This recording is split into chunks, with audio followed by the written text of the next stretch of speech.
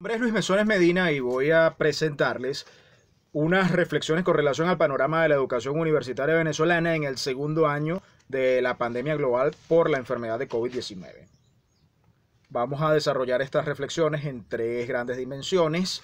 La primera, con respecto a la categoría histórica de acontecimiento.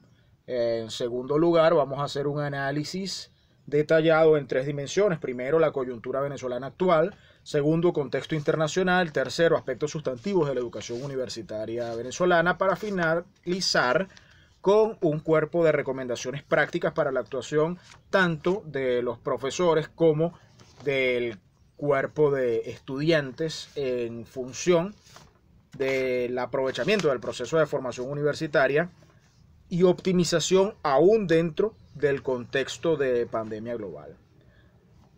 En primer momento tenemos la denominación acontecimiento, que es una noción histórica que se reserva de manera exclusiva para los hechos que son capaces de marcar, digamos en líneas generales, un parteaguas que diferencia lo que hubo antes y lo que hubo después.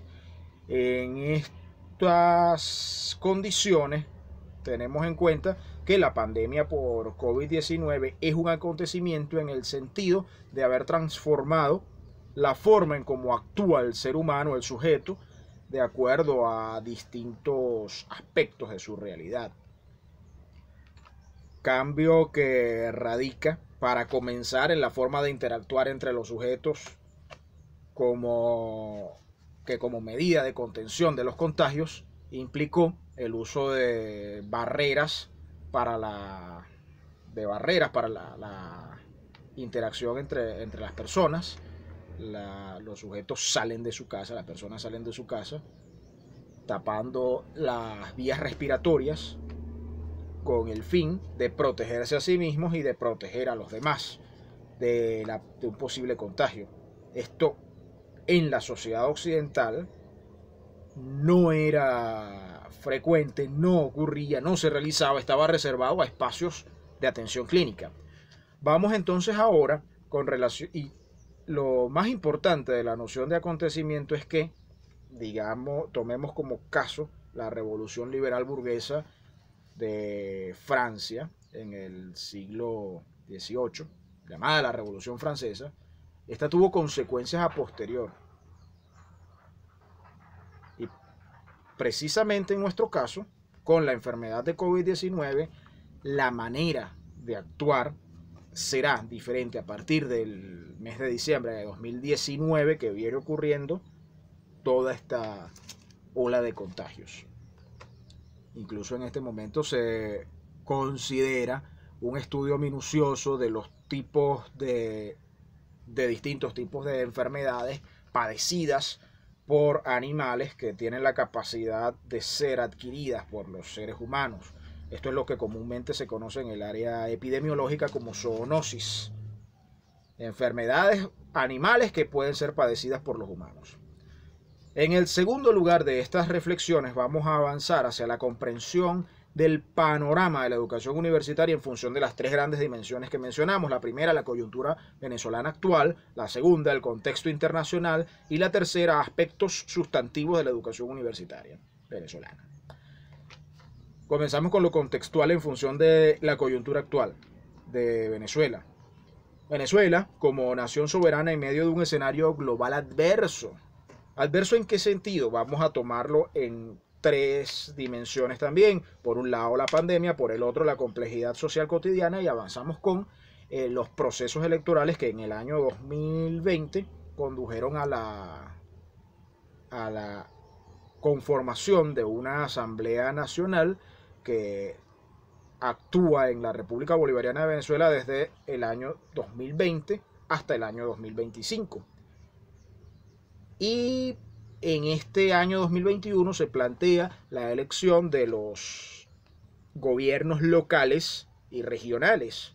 Estamos hablando de alcaldías y consejos municipales para el nivel local, y en el caso de las instancias regionales, podría decirse en el nivel internacional que en la forma de comunicación internacional, que se trata de las, además de regiones, las provincias.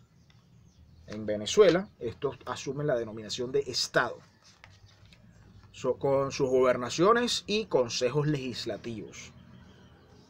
Con relación a la pandemia, vamos a considerar, por un lado, la dinámica de los contagios, la cuarentena, la actuación de los sujetos, la forma en cómo se desarrolla la vida desde el 12 de marzo del año 2020, cuando se decreta por primera vez la cuarentena radical colectiva, en ese momento denominada voluntaria, pero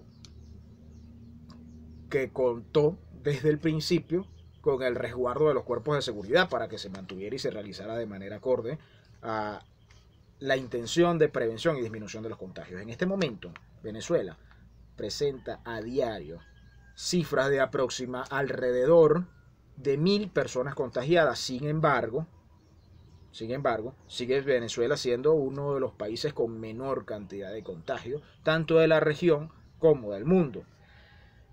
Se ha aplicado para la preservación del funcionamiento del Estado y de la economía una estrategia de actuación durante una semana y parada durante la semana siguiente, conocida como método 7+7.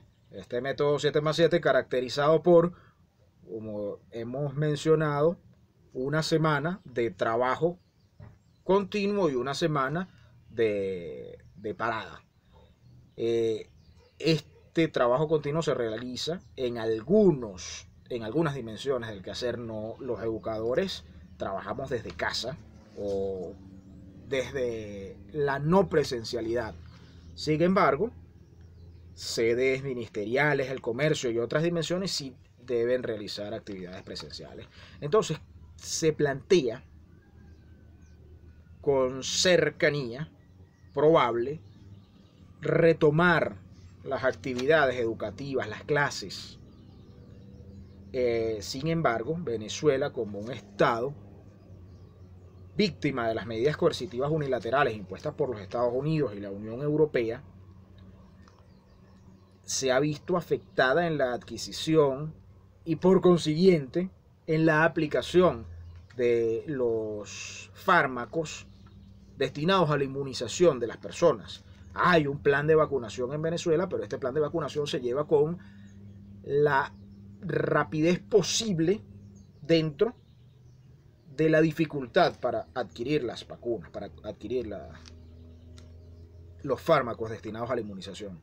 Entonces, Venezuela se enfrenta en este momento a la posible reanudación de actividades presenciales, a una flexibilización amplia, es la denominación que utiliza el Estado venezolano, frente a la dificultad en la adquisición de las vacunas, que implica necesariamente dificultades en la aplicación de ellas. Y además contamos con Colombia por un lado y Brasil por el otro con respecto a nuestro territorio nacional, fronteras vivas, fronteras de amplia movilidad, que esos países vecinos presentan variantes del virus bastante agresivas, de amplia mutabilidad, que además de afectar con mucha severidad al ser humano, son muy contagiosas. En esas circunstancias nos preguntamos cómo reanudar actividades presenciales ante esos peligros. La complejidad social cotidiana, vamos a mirarla desde la óptica que plantea el Ministerio de Educación de la República Bolivariana de Venezuela desde hace ya más de una década, desde la dimensión familia, escuela, comunidad, y preguntamos con relación a la familia. ¿Cuántas familias están apoyando en este momento activamente el proceso de aprendizaje de sus niños, considerando que ya la escuela no es el centro de socialización? Las escuelas, aun cuando prestan la estrategia de asesoría durante las semanas de flexibilización corresponde necesariamente a la familia, el apoyo del proceso de aprendizaje de las niñas y los niños, aun cuando en esta conferencia nos vamos a referir a la educación universitaria. La escuela, como ya hemos mencionado, no es ya el centro del proceso formativo. La escuela se convierte en una institución que está hoy dedicada a la asesoría, a la orientación del proceso de aprendizaje, pero no es la instancia que necesariamente lo conduce, no es la instancia en la que se enseña. Se aprende por otras vías. La guía didáctica, el programa de televisión, la información en línea, el programa radial. Ya no está el maestro al frente, ya no está la maestra al frente de los estudiantes interactuando con ellos. Con relación a la comunidad, entonces se amplía mucho más la complejidad de la dinámica entre los sujetos, porque mientras por un lado están cerradas las escuelas para evitar los contagios, hay espacios en los que interactúan todos los sujetos sociales de la comunidad y la distancia no es tal. El uso de las medidas, de los métodos de barrera sobre las vías respiratorias no es del todo aplicado correctamente. Entonces se producen contagios comunitarios, aun cuando habíamos previsto cerrar las escuelas temporalmente para avanzar hacia una escolaridad segura, sana y protegida. Hasta ahora no hemos podido llegar hasta allí. Entonces, a todo esto vamos a sumar la complejidad del presupuesto familiar en función de los ingresos bastante bajos en algunos casos, en la mayoría de los casos, y los egresos que por consecuencia de la misma actuación comercial, por lo general especulativa, los precios aumentan con bastante frecuencia, de modo que se diluye el presupuesto familiar. Otro aspecto de muy mencionada actualidad durante el mes de julio, especialmente en Caracas, es el de la delincuencia y el paramilitarismo. Se ha mencionado, y antes de eso, en el estado Apure también hubo irrupción de cuerpos irregulares que desestabilizaron la vida pública en esa comunidad, cambiaron las dinámicas comunitarias. Entonces, ¿cómo podemos pensar en una regularización de las actividades escolares cuando la vida pública misma ha pasado por situaciones irregulares y estas también tienen la condición de acontecimiento, no ocurrieron de un día para otro, no se terminan con la incorporación de un operativo que actúe con el intento de desmantelar las fuerzas operativas que están en un territorio, porque estas fuerzas operativas, además de eso, se apoyan en otros actores sociales destinados a suministrar información, a orientar los procesos, a advertir cómo se van realizando, y luego es que viene la actuación armada. Entonces no es tan sencillo como la ejecución de un operativo y ya está resuelto el problema de las operaciones paramilitares en vinculación con la delincuencia organizada. Esto también debe ser atendido de manera estructural, no puede ser eventual. Y con relación al proceso electoral, ya habíamos mencionado, Venezuela con una frecuencia casi anual, en ocasiones anual, en ocasiones con con varios procesos electorales al año, se cuenta como uno de los países con mayor ejercicio democrático a través del sufragio. Pero votar implica asistir al centro de votación, implica estar en contacto con otras personas. Antes de la votación se realiza una campaña y la campaña, por lo general, implica interacción entre el candidato con sus electores. Aquí también tenemos formas de flexibilización de las medidas sanitarias. En el año 2020, muchos de los candidatos, muchos no, algunos candidatos a la Asamblea Nacional se vieron contagiados, al punto de llegar a fallecer algunos diputados electos como consecuencia de la misma infección adquirida durante el proceso de campaña. Esto debe considerarse con mucho cuidado, principalmente los educadores, porque somos o se nos asigna la función de orientación de la sociedad. Otro aspecto que quiero mencionar de la coyuntura venezolana actual es que en el año tricentenario, en el año de los 300 aniversarios, del tricentésimo aniversario, del tricentenario de la Universidad Central de Venezuela, la casa matriz de estudios de nuestra república, la principal casa de estudios, ocurre un hecho seguramente ya olvidado en la opinión para los fines noticiosos, pero precisamente lo preocupante en el quehacer educativo es que ya haya pasado, que no se le haya dado mayor comentario que el noticioso y que no esté en este momento siendo objeto de estudio. Se quemó la escuela de estudios, la escuela de posgrado en estudios políticos y administrativos de la Universidad Central de Venezuela. Se quemó la UCB en su tricentenario y no pasó nada. No pasó nada.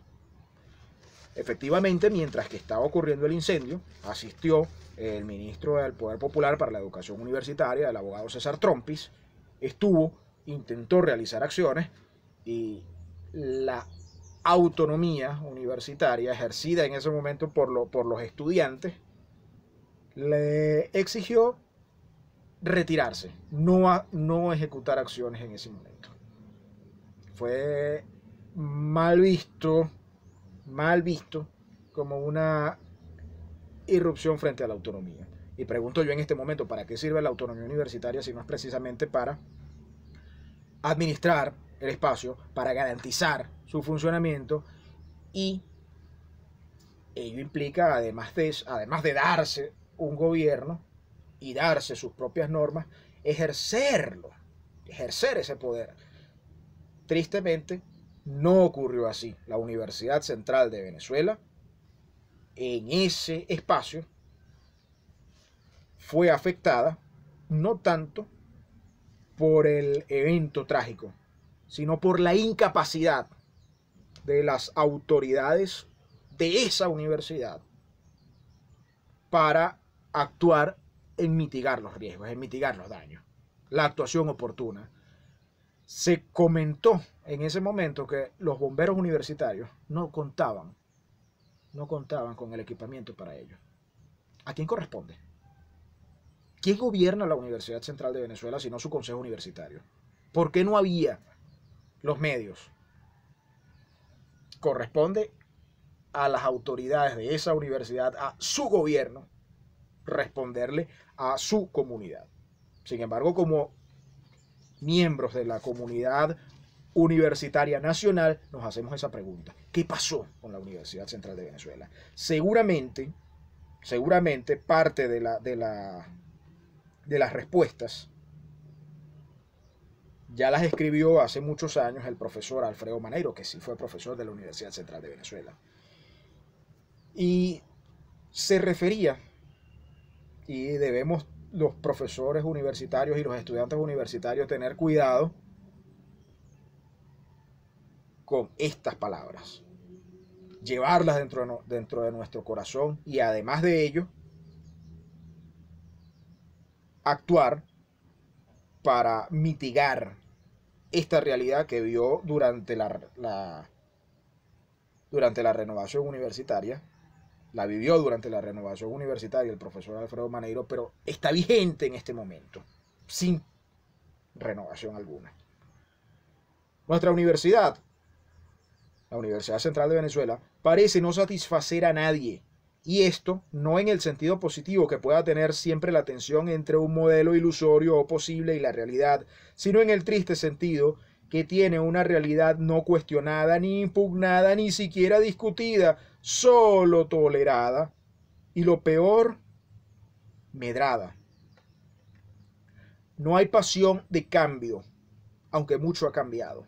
No hay orgullo por lo existente, pese a la desesperante inmovilidad de tantas cosas. No hay intención renovadora. Y lo que es peor, tampoco hay conservadurismo. Tan solo inercia. En la Universidad Bolivariana de Venezuela debemos también tener cuidado con esto.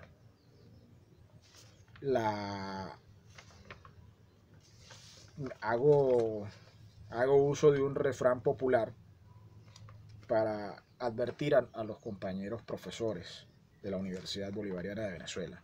Cuando veas las barbas de tu vecino arder, y no me refiero a la infraestructura, no me refiero a los edificios, no me refiero al fuego físico, pon las tuyas en remojo. ¿Qué está pasando en la Universidad Bolivariana de Venezuela? ¿Qué estamos haciendo los profesores? ¿Qué están haciendo los estudiantes? ¿Toleramos la situación actual sin conservar conquistas y sin impulsar transformaciones? Y si acaso ocurre, esto es bastante parcial. Recientemente la rectora Sandra Ulitas declara que desea tener mayor acercamiento con los estudiantes. La universidad como comunidad está conformada por los estudiantes, efectivamente, quienes son la mayor parte, pero también por los trabajadores académicos, por los trabajadores administrativos y por los trabajadores de servicios. Y por los egresados, que en el caso de nuestra universidad, además de haber salido, ellos regresan a su formación en posgrado. Ellos regresan para el ejercicio de la docencia. Ellos regresan para ejercer funciones administrativas. También debemos tener contacto con toda la comunidad, si realmente vamos a asumir el modelo democrático, participativo y protagónico. Es con todos, no solamente con un sector. Con relación al contexto internacional, tenemos, para hablar de educación universitaria, vamos a referirnos a que si la universidad es el espacio en el que se produce, o más bien se reproduce el conocimiento por lo general está más bien creado en otros centros, en los centros de investigación, en las investigaciones que se realizan en otros espacios, y en la universidad los aprendemos, los reproducimos y en algunos casos los resignificamos. Pero en relación con la pandemia, la universidad en general ha tenido una participación bastante tímida. La universidad venezolana, la universidad a nivel internacional. Son las farmacéuticas las que han venido trabajando. Entonces tenemos que, mientras que China, Rusia y Cuba producen las vacunas más eficaces con niveles por encima del 90% de efectividad, que la efectividad de una vacuna es el nivel de protección que le ofrece a la persona vacunada. en el caso de las vacunas que se están utilizando en este momento para COVID-19, ellas, la protección que ofrecen al ser humano está en mitigar los síntomas. En mitigar los síntomas. Entonces mitigaría los síntomas la vacuna Sputnik 5 en un 90%. Si usted se contagia, sentirá solo el 10% sentirá solo el 10% de los síntomas. Por eso es importante mantener las medidas de seguridad. Con la vacuna Abdalá, que es cubana, usted sentirá solamente el 8% del malestar que corresponde a la enfermedad propiamente dicha. Pero estas siendo las vacunas más eficaces, en medio de una guerra fría farmacéutica, son que evidentemente forman parte del juego geopolítico. Es una guerra fría y es una guerra comercial, pues estos centros de poder hegemónicos durante el siglo XX ven con recelo a estas industrias farmacéuticas emergentes, y estamos entonces al frente de la disputa entre la vida y el negocio. Las patentes y el negocio primero. La vida para esta industria farmacéutica puede esperar. También tenemos el caso del mecanismo creado por la Organización de Naciones Unidas, el COVAX, que se constituyó precisamente para garantizar el acceso de los países con menores recursos a estos fármacos. Pero en el caso de Venezuela, quien cuenta con recursos, pero ya conocemos que los recursos, algunos están, las reservas internacionales contenidas, secuestradas, no necesariamente resguardadas en centros de poder hegemónicos. No tiene el Estado venezolano acceso a ellas, y para esa transacción comercial se ha visto dificultado el acceso. Entonces se pagan al mecanismo COVAX vacunas a través de el traslado de este dinero a través de distintos puntos para que llegue hasta donde se va a hacer la transacción final. Pero las vacunas no llegan a Venezuela, las adquiridas a través del mecanismo COVAX. Entonces debe Venezuela directamente hacer intercambio con China, con Rusia y con Cuba, que son los países que hasta el momento están proveyendo estos antígenos, estos fármacos al país. Las medidas coercitivas unilaterales impuestas por los Estados Unidos y la Unión Europea sancionan a todo aquel país, empresa o persona que realice tratos comerciales con Venezuela, incluso para la salud. Por eso solamente tenemos vacunas chinas, cubas y rusas en nuestro país. Con relación a los focos de la pandemia, los lugares del mundo en los que mayor cantidad, y además de cantidad, porcentaje de contagios y de letalidad están desarrollándose son Indonesia, la India, España y el Reino Unido. Esos son los más distantes. Pero especial repercusión y un puesto vergonzosamente privilegiado en la lista de contagios y de mortalidad tienen nuestros vecinos Brasil y Colombia, con quienes compartimos fronteras dinámicas, vivas. La pregunta es cómo estamos pensando regresar a las actividades regulares con estos vecinos, con variables muy agresivas de la enfermedad COVID-19, variables muy agresivas del virus SARS-CoV-2. Entonces, con relación a la educación, estamos al frente de una apuesta mundial por las tecnologías de la información y la comunicación. Y nos preguntamos, ¿desaparecerá la escuela? ¿Desaparecerá la escuela presencial? ¿Será que todos los contenidos van a estar solamente en Internet? ¿Serán los medios digitales los que asumirán ahora la presentación de estos contenidos que deben ser aprendidos?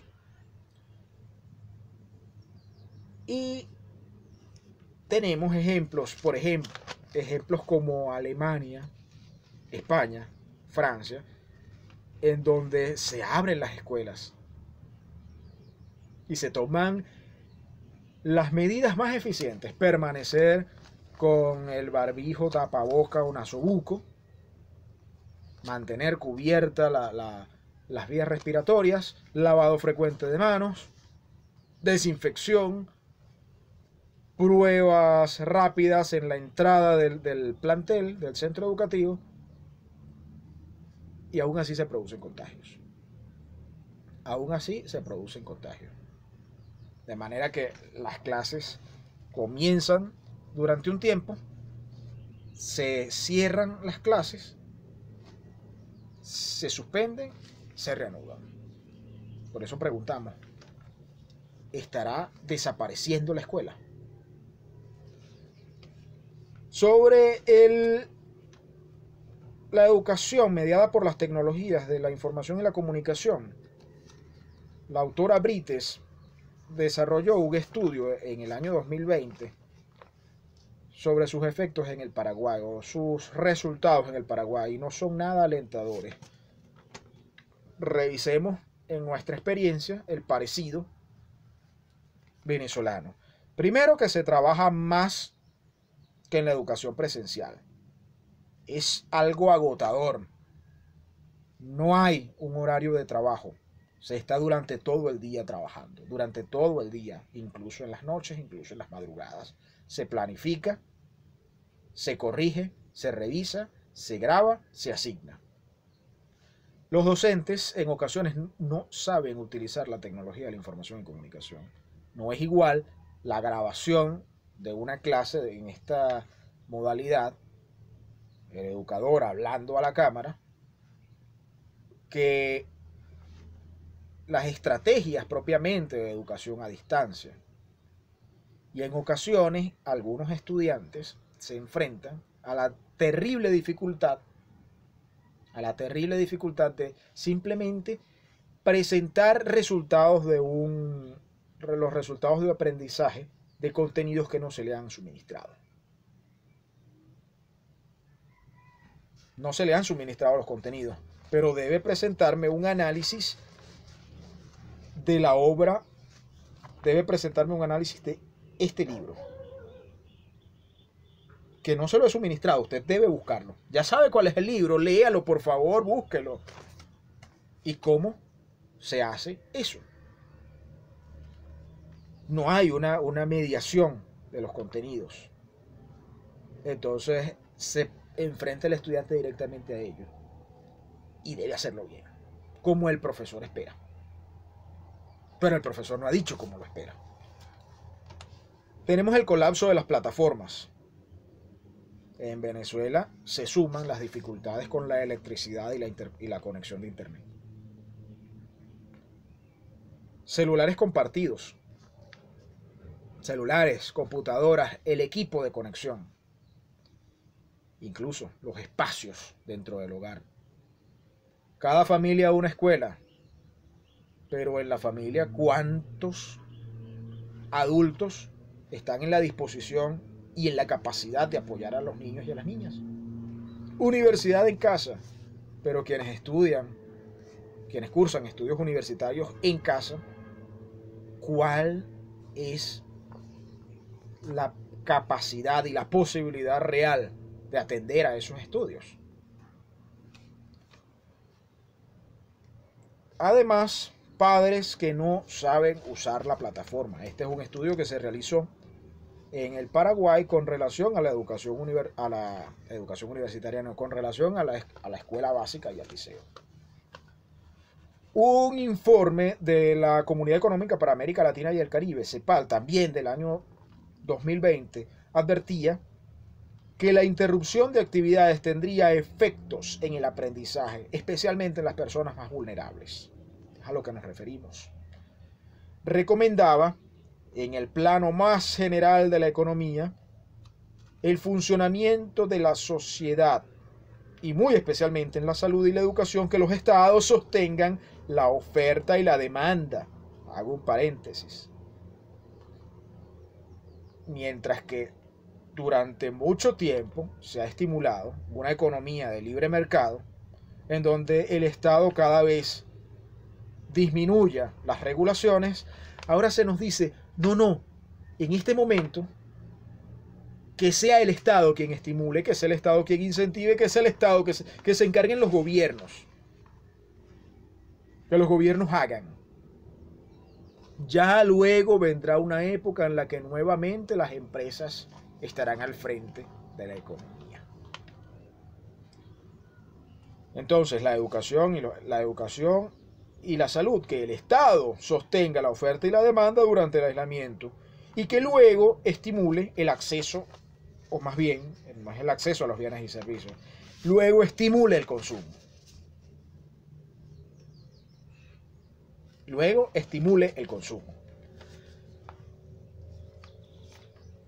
Sin duda, son los gobiernos los que tienen la capacidad para ello. Las empresas nunca la han tenido porque su presupuesto está destinado a crear ganancias, no a atender a la sociedad, como se nos había planteado en algún momento. La riqueza es el resultado de la atención a la población. No es cierto. No es cierto. No se produce riqueza de manera honesta, sino a través de la apropiación del esfuerzo, el sudor y el trabajo de los demás. De manera que, dejado esto atrás, que es la segunda parte, vamos a avanzar hacia la mirada minuciosa de los aspectos sustantivos de la educación universitaria en Venezuela. Antes de ello, vamos a mirar un planteamiento que hace nuestro maestro, el historiador Dr. Omar Hurtado Rayuxe. La educación es el proceso más humano, el de mayores implicaciones políticas, el de más profundas raíces económicos, sociales y el de más compleja proyección histórica. En función de lo que menciona nuestro respetado profesor Omar Hurtado, vamos a hacer un análisis en 3 dimensiones de la realidad educativa venezolana: el económico-social, el político y la repercusión histórica de la pandemia en lo académico y pedagógico. Comenzamos con lo económico-social. Vamos a hacer una revisión muy rápida de estos aspectos. Existe una pugna entre la economía de mercado y un Estado social de derecho y de justicia. Vamos a detallar muy rápidamente cuáles son los síntomas de esta patología de pugna entre el mercado y la economía de mercado y el Estado social de derecho y de justicia que establece la Constitución de la República Bolivariana de Venezuela.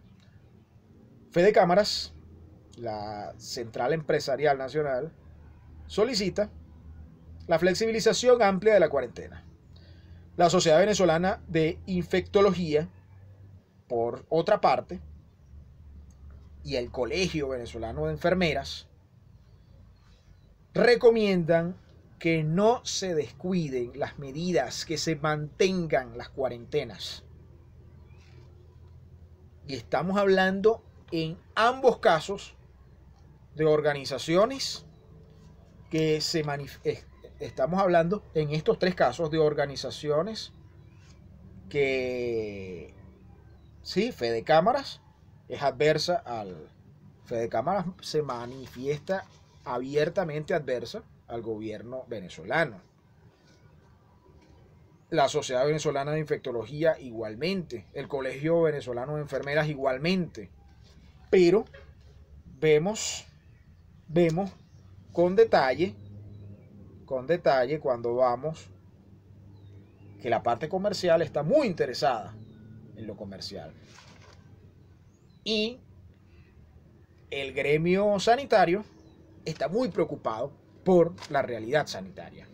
Entonces, los Fedecámaras solicita amplia flexibilización de la cuarentena.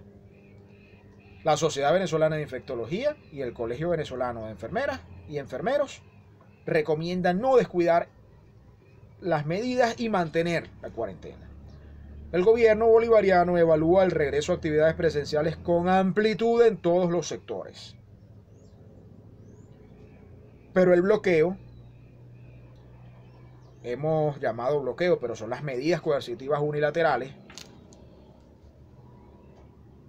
de Estados Unidos y la Unión Europea, retrasan el proceso de vacunación. Ahí es donde las enfermeras, donde el Colegio de Enfermería recomienda: no podemos flexibilizar mientras que la población no esté en un porcentaje superior al 75% inmunizada. El presupuesto familiar se ve limitado por los ingresos y poder adquisitivo menguado por la especulación comercial. Existe la dualidad en el manejo monetario que pone en riesgo la soberanía financiera y afecta al trabajador venezolano. El trabajador dependiente de las instituciones oficiales recibe su salario en moneda nacional. Un salario en moneda nacional que intenta en algunas ocasiones ser tan favorable como pudiera ser posible. Sin embargo, no existe salario de la administración pública o de órgano oficial que resista la especulación comercial. Entonces existe esta dualidad. El comercio ajusta los precios en función de la divisa norteamericana. El trabajador del sector público cobra en bolívares. Por eso pregunto, ¿qué salario resiste la especulación comercial en Venezuela? Ninguno.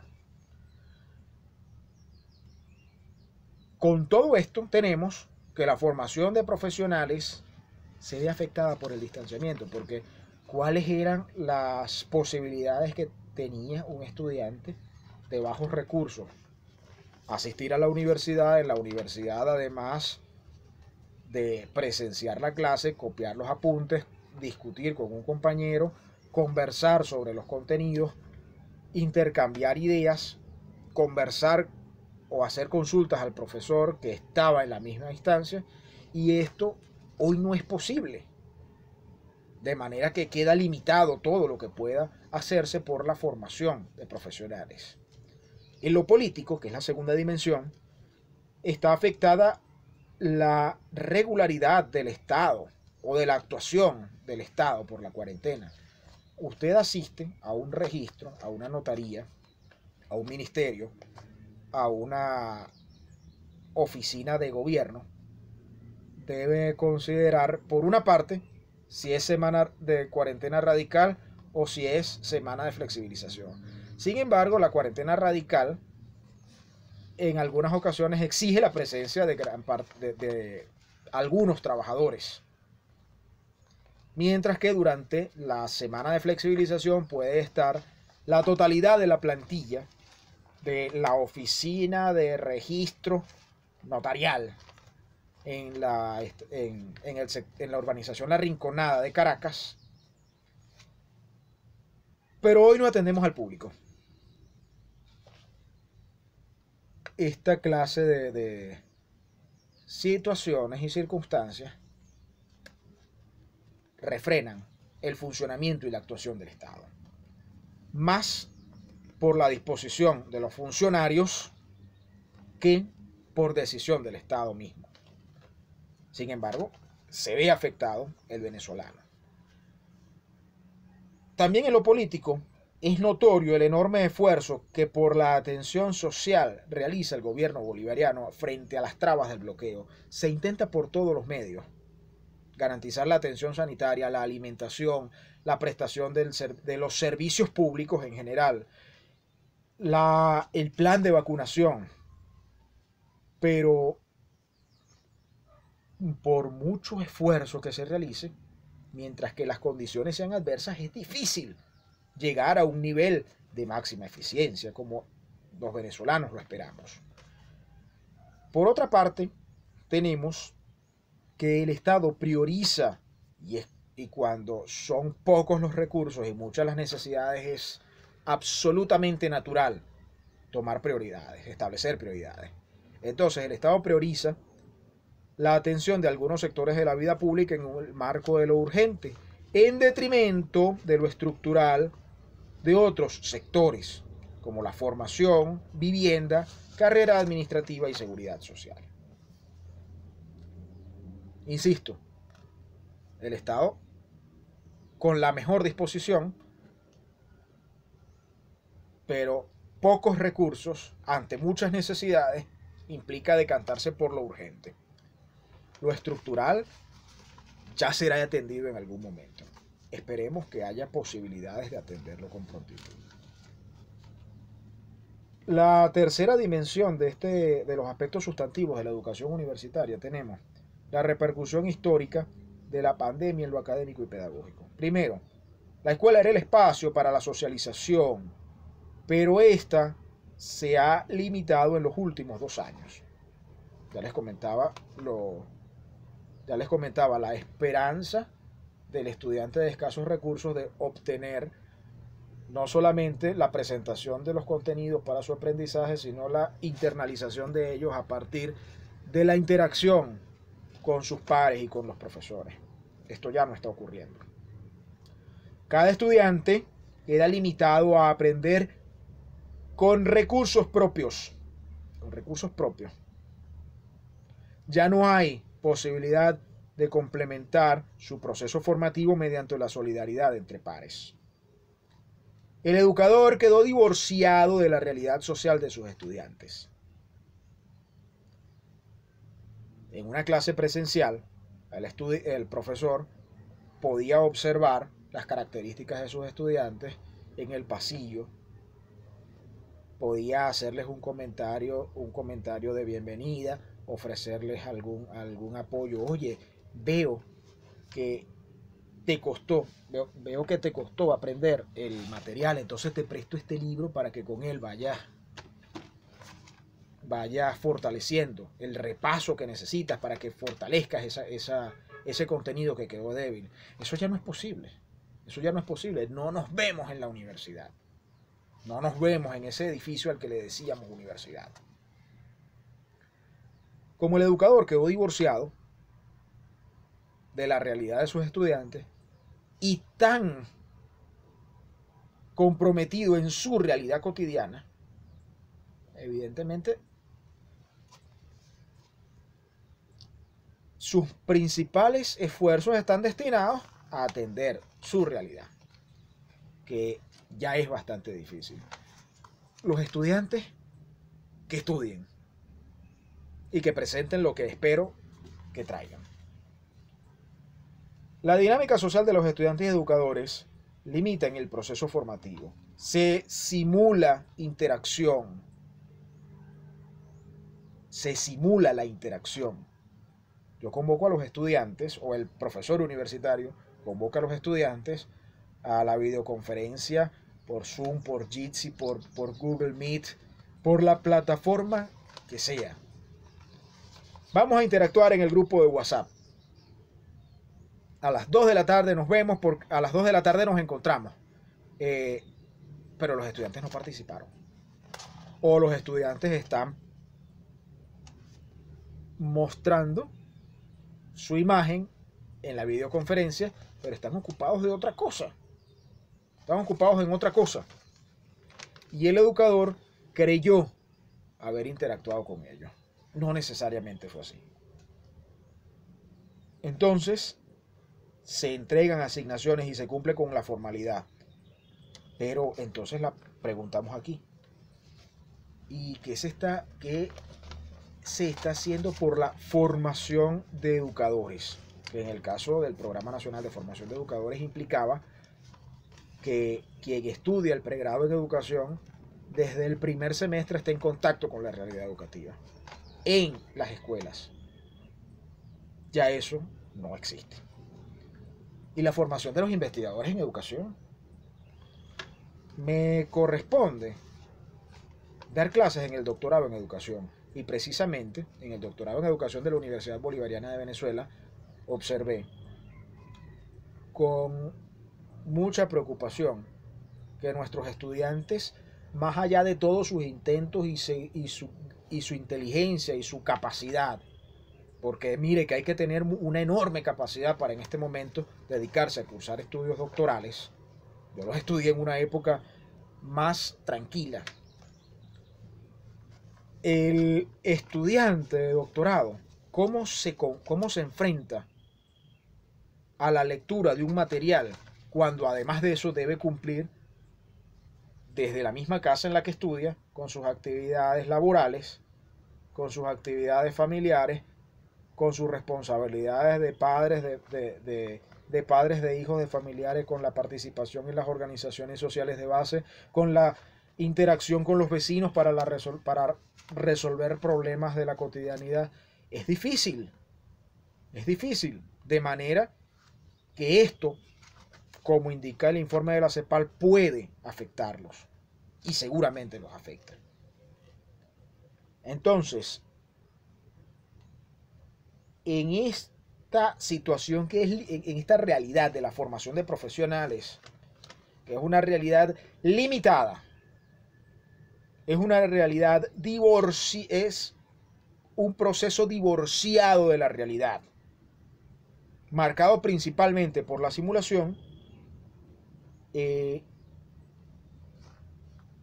Tenemos incluso noticias de que mientras que todo esto ocurre a través de las tecnologías digitales, la Universidad Nacional Experimental del Magisterio, Samuel Robinson, en Baruta, en su unidad de gestión universitaria local, unidad de gestión local universitaria del municipio de Baruta, ellos tienen clases presenciales. Ellos se reúnen durante los fines de semana y ven clases y se encuentran. Y si interrumpimos las actividades presenciales para mitigar contagios, yo pregunto, ¿en qué condiciones maestras y maestros, profesores, educadores, directores, coordinadores, subdirectores, supervisores de distrito escolar se reúnen dentro de un local, dentro de un espacio de 6 metros por 5 para tener una clase? La pregunta es ¿cuánto tiempo dura la clase? La pregunta es ¿cuánto tiempo invierten en trasladarse hasta la clase? La pregunta es ¿a qué hora se desarrolla la clase? Y la otra pregunta es ¿y durante la clase?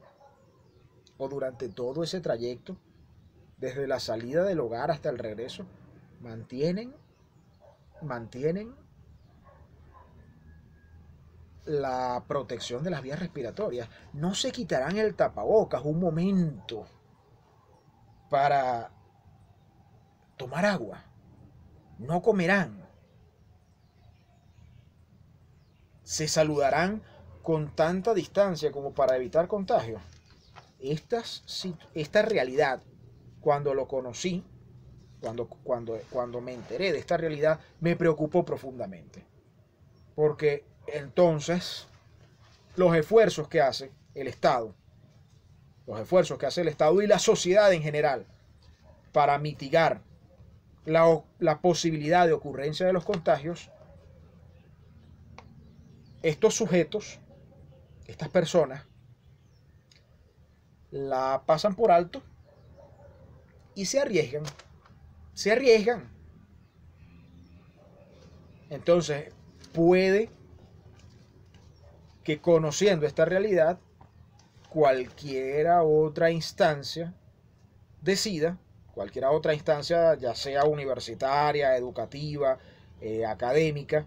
Oiga, pero si los estudiantes, si los profesores, maestras y maestros, los docentes del Ministerio de Educación que estudian en la Universidad del Magisterio, Universidad Nacional Experimental del Magisterio, Samuel Robinson, están viendo clases presenciales, tengamos clases presenciales todos.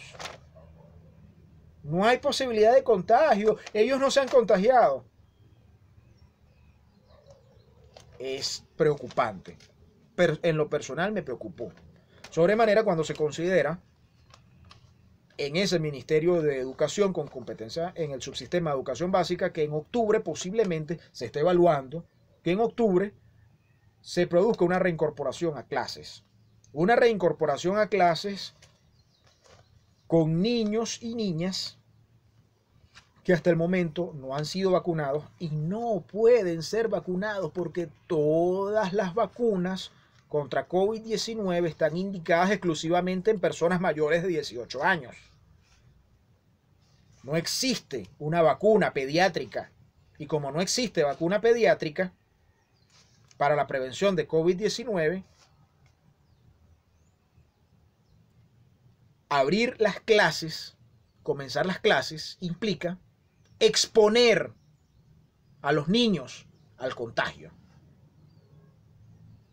Pero este niño que se expone al contagio, además de eso, en casa tiene familia. Y cada uno de los niños que acuda al centro escolar interactuará con otros. No fue precisamente para mitigar contagios que se estableció tempranamente la cuarentena el 12 de marzo del año 2020. Pero estamos considerando volver a clases. Volver a clases en horario integral. Pregunto, en horario integral, desde las 7 de la mañana hasta las 3 de la tarde, desde las 7:30 hasta las 3:30. Vamos a tener niños de 1 de la tarde a 4 de la tarde.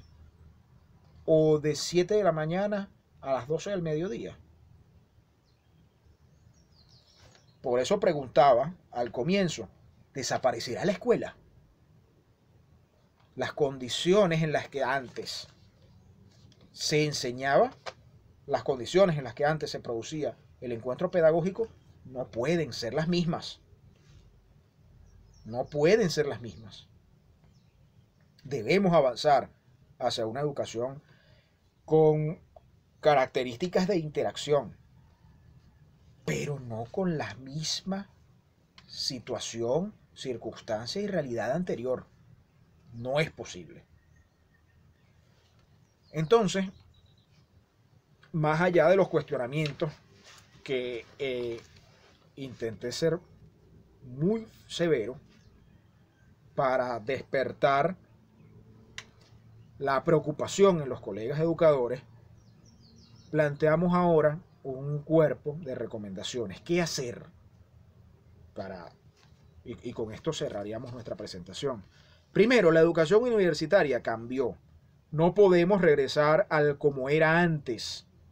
Antes de la pandemia había caído la matrícula por desinterés y complejidad social. Recordamos en la Universidad Bolivariana de Venezuela, en el horario de las tardes, el edificio vacío. En horario matutino, secciones de primer semestre con pocos estudiantes inscritos.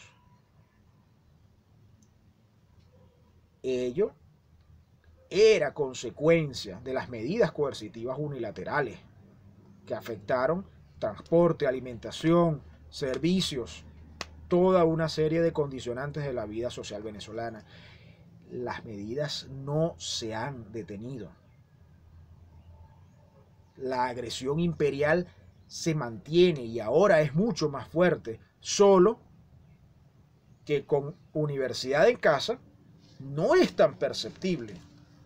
No es tan perceptible, pero no es tan perceptible a nivel de las instancias de administración y toma de decisiones, pero en nuestra cotidianidad eso existe. En nuestra cotidianidad eso existe. Preguntamos entonces por qué tantos estudiantes no logran cumplir con las actividades, con las asignaciones, porque esa realidad existe. Y hemos intentado dejarla de lado por el simple hecho de que no la vemos con frecuencia, porque ya no nos encontramos en el edificio universitario. Entonces, la gran solución que se planteó al comienzo de la cuarentena fue la tecnología digital. La tecnología digital presenta más problemas que ventajas. Es necesaria y es útil, ¿cómo no?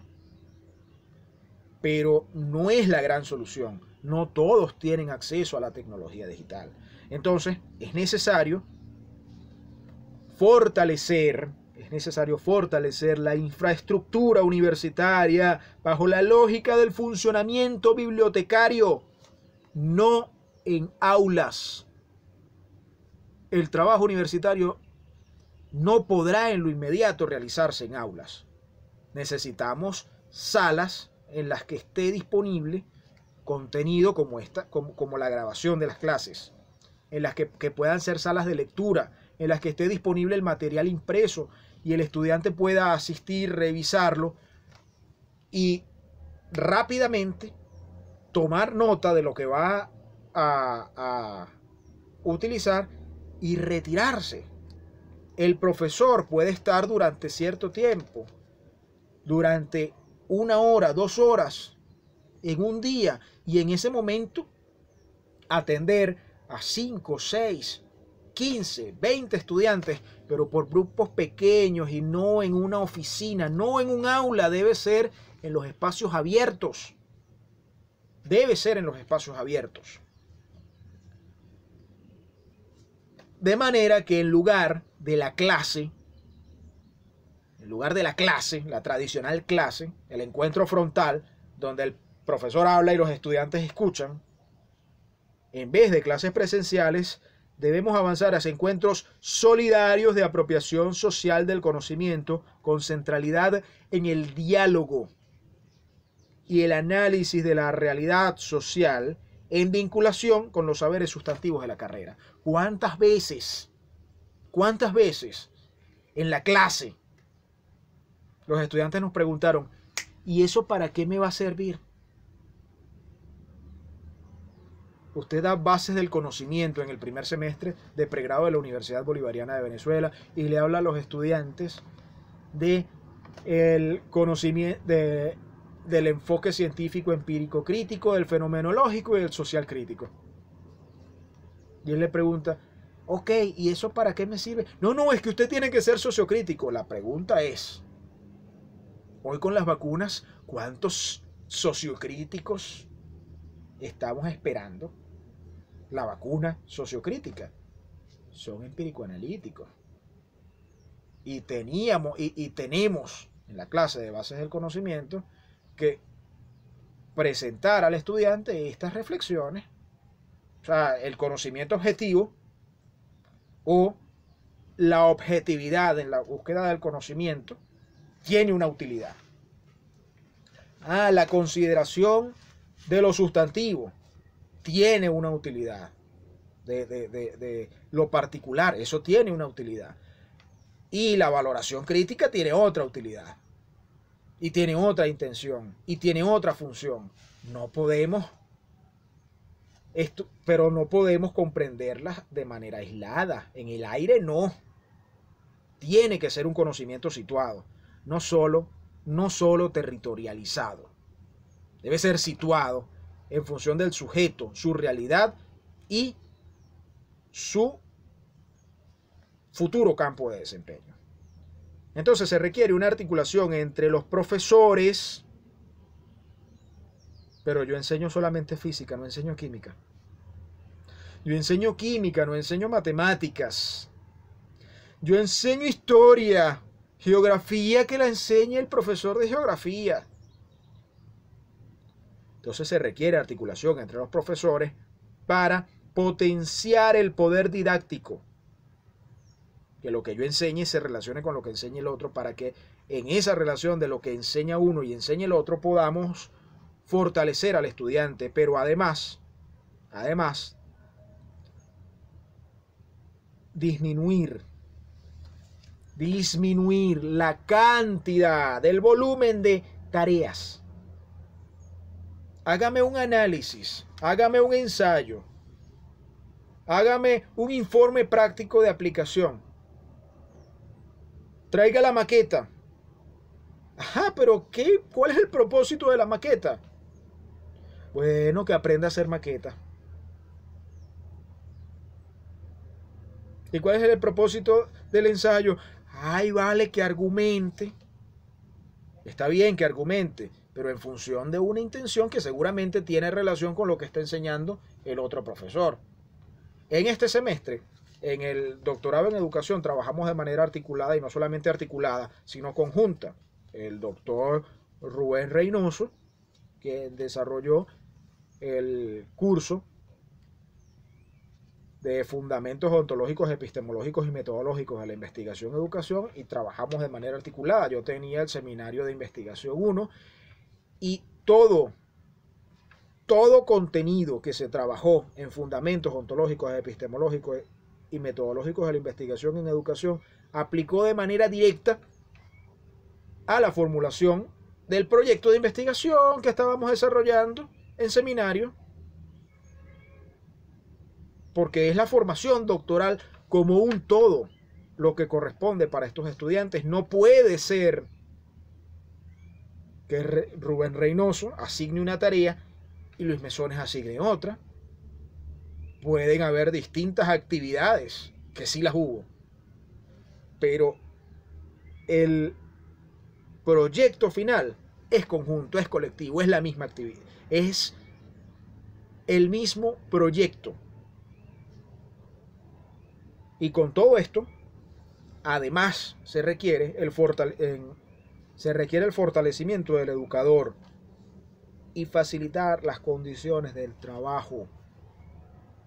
En el año 2020, el rector, el ministro César Trompi, impulsó la entrega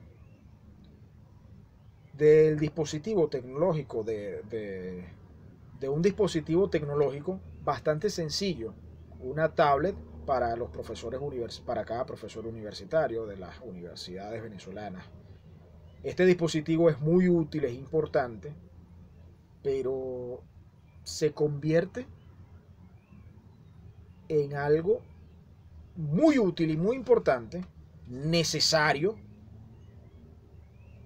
pero hay profesores que trabajan la edición de videos, la producción audiovisual. El maestro cineasta Roque Zambrano solicita desde hace bastante tiempo la asignación de un teléfono celular inteligente de alta gama, porque él enseña edición audiovisual. Y como él enseña edición audiovisual, él requiere el equipo tecnológico de alta complejidad. ¿Por qué lo requiere? Porque es el instrumento de trabajo mínimo. Es el instrumento mínimo de trabajo. Pero además de eso, el profesor universitario requiere la conexión de internet, el saldo, el espacio digital del cual descargar documentos de solidez teórica, conceptual y metódica. La dotación de contenidos. Se requiere un plan articulado entre el Ministerio del Poder Popular para la Educación Universitaria y las distintas universidades. Hasta ahora, sin duda, existe un importante avance con el proyecto Universidad en Casa. El programa de iniciación universitaria que desarrolla la Universidad Bolivariana de Venezuela, homologado al programa de iniciación universitaria de la Misión Sucre, cuenta con un repositorio de videos y de materiales audiovisuales en un caso y para su impresión en otro, de todos los módulos del programa de iniciación universitaria. Pero esto es un inicio importante y valioso, pero podemos hacer más, podemos avanzar más. Solo que le comento a nuestros compañeros profesores, eso no lo va a hacer el ministro, eso lo tenemos que hacer nosotros. Eso le corresponde al profesor universitario. Entonces, ¿cuál es el panorama de la educación universitaria venezolana para el segundo año de la pandemia? Es un panorama de amplia complejidad. Y mientras que los profesores universitarios esperemos que todo venga desde arriba, va a ser difícil. Igual, mientras que en las instancias superiores se confíe en que solo los profesores vamos a hacer todo lo que corresponde, será difícil. Será difícil.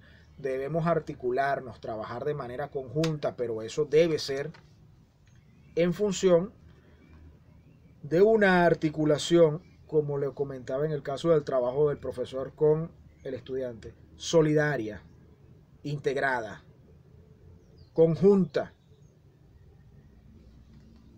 Para ello existen ya las instancias. Los profesores respondemos desde la más tradicional hasta la más revolucionaria estructura burocrática universitaria a un supervisor inmediato. Este supervisor inmediato reporta a otro supervisor y así hasta llegar al nivel de decisor. Estos canales deben ejecutarse, estos canales deben actualizarse. Estas acciones deben acometerse. Sin embargo, la ejecución queda en manos del profesor. Corresponde, entonces, que actuemos de la manera más oportuna. Y hasta el momento, con la educación universitaria, en época de pandemia, tenemos una realidad muy distinta a la que contempló, a la que observó y a la que analizó Alfredo Maneiro en época de su ejercicio profesoral en la Escuela de Comunicación Social de la Universidad Central de Venezuela. Nuestra universidad parece no satisfacer a nadie, y esto no en el sentido positivo que puede tener siempre la tensión entre un modelo ilusorio o posible y la realidad, sino en el triste sentido que tiene una realidad no cuestionada, ni impugnada, ni siquiera discutida, solo tolerada, y lo que es peor, medrada. No hay pasión por el cambio, aunque mucho ha cambiado. No hay orgullo por lo existente, pese a la desesperante inmovilidad de tantas cosas. No hay intención renovadora. Y lo que es peor, tampoco hay conservadurismo. Solo inercia. Muchas gracias por su atención. Mi nombre es Luis Mesones Medina. Gusto compartir con ustedes estas reflexiones.